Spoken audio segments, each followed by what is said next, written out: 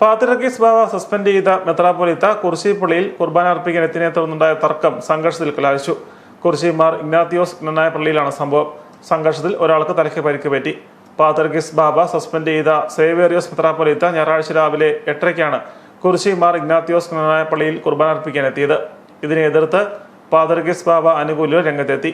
ഇതേ ചൊല്ലി ഇരുവിഭാഗങ്ങൾ തമ്മിലുണ്ടായ സംഘർഷത്തിൽ പാത്രിയർക്കീസ് ബാവ വർഷക്കാരനായ കരിമ്പന്നൂർ വീട്ടിൽ റിജോയ്ക്ക് തലയ്ക്ക് ഗുരുതരമായി പരിക്കേറ്റു. ഇയാളെ കോട്ടയം മെഡിക്കൽ കോളേജ് ആശുപത്രിയിൽ പ്രവേശിപ്പിച്ചു. സംഘർഷം നിയന്ത്രണാതീതമായതോടെ ചിങ്ങവനം പോലീസ് സംഘവും സ്ഥലത്തെത്തി.